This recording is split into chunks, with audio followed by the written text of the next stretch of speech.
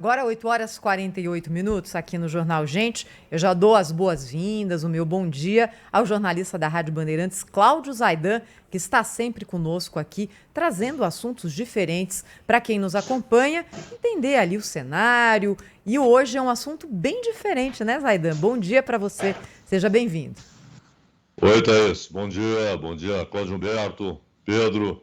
Bom dia. Hoje o Cláudio Pedro Zaidan vai saiu. falar sobre El Salvador. Mas por quê?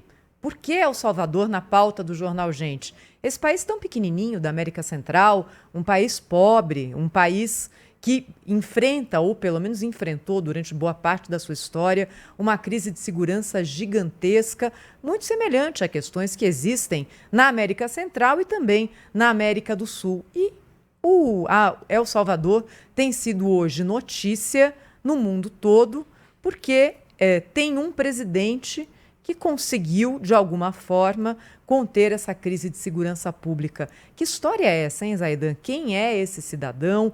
Por que ele tem chamado tanta atenção, especialmente em redes sociais? E, de fato, o que acontece em El Salvador agora merece uma análise mais profunda da gente, para a gente entender coisas diferentes que são feitas em outros países? Thaís, é a segunda vez que El Salvador chama atenção no noticiário internacional. A primeira vez foi durante a Guerra Civil, durou 12 anos, e o Bukele, Nayib Bukele, primo, ele nasceu ali no início da Guerra Civil, ele nasceu em 81.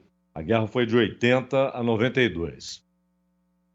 O fato é que foi uma guerra terrível, cruenta, e durante a guerra, muitas famílias saíram de El Salvador desesperadas, né? Um país pequeno, em guerra, mergulhado em guerra, mortes e mais mortes, inviável economicamente, até em razão da guerra, uma ditadura militar apoiada pelos Estados Unidos e uma guerrilha, a Frente Farabundo Martí, de Libertação Nacional. Uma guerrilha que lá nos seus primórdios era leninista, né? Hoje não é mais. Virou um partido político depois da guerra. E a Farabundo Martí hoje é um partido ali de centro-esquerda, nada mais que isso, convencional.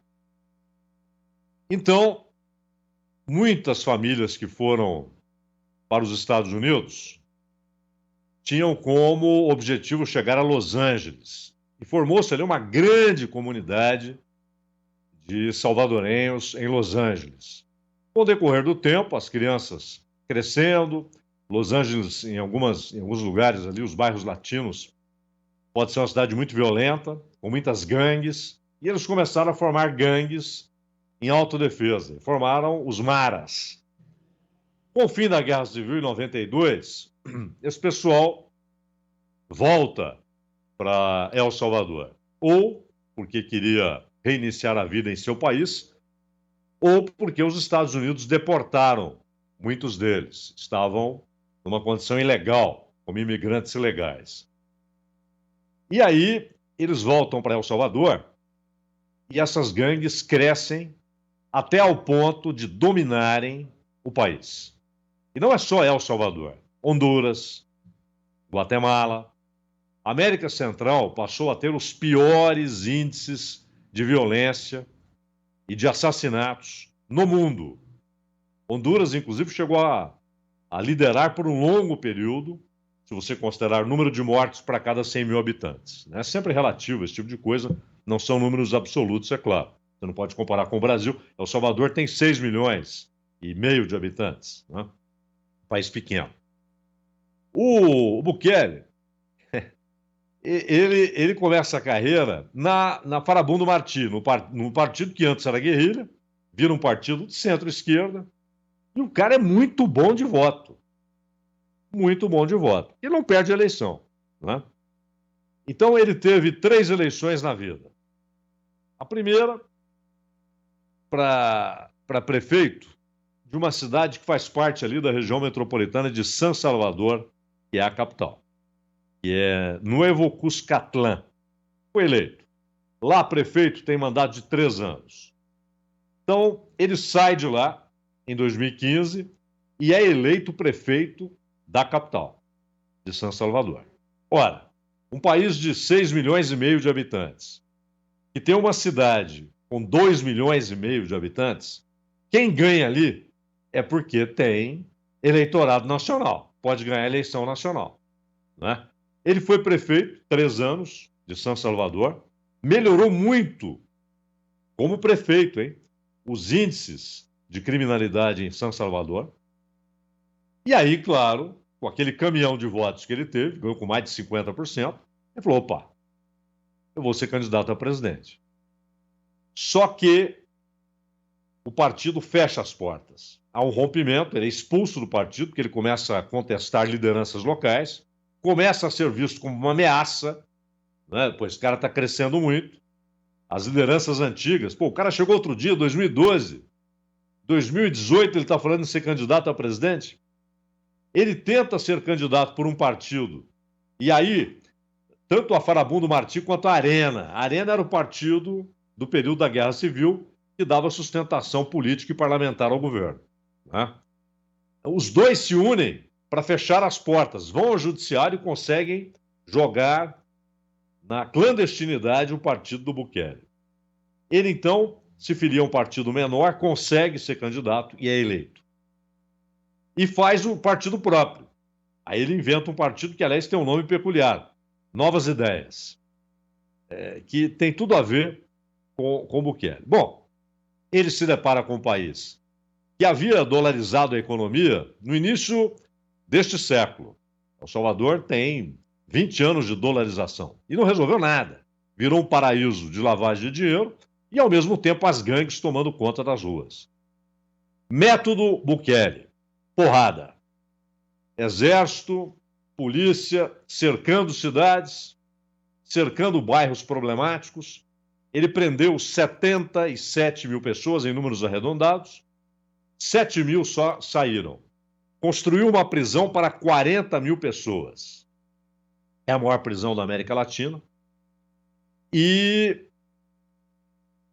o índice de criminalidade decresceu, mas assim, de maneira brutal. Para se ter uma ideia, em 2015, eram 100 assassinatos por 100 mil habitantes. Imagina. Lembra quando o Brasil bateu em 30, em 60, 70, né? Eles chegaram a 100. Hoje, há números desencontrados, porque o Bukele solta uns números que não são confirmados, mas está na casa de 20 por 100 mil. Agora, ele colocou muita gente na cadeia, cercou as cidades, mas começou a ganhar muito poder político. Faz maioria no parlamento, ele tem hoje 2/3 do parlamento. E assim que ele teve maioria no parlamento, o parlamento destitui 5 juízes da Suprema Corte. E aí ele coloca aliados na Suprema Corte. Em El Salvador, mandato de 5 anos para presidente sem reeleição. Ele acaba de mudar isso. Vai ter reeleição e ele é candidato o ano que vem. Então ele entrou em 19, mandato termina em 24, são 5 anos. Ele será candidato, né? Mudou. E não é que mudou ali com amplo debate parlamentar. Né? Mudou na marra. Mudou na marra. Então, há vários lados do Bukele.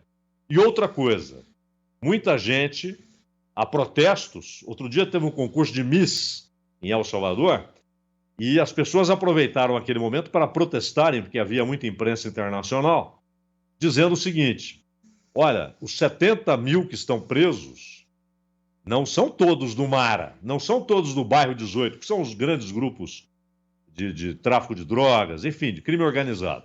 O bairro 18 e os Maras. Ali tem preso político.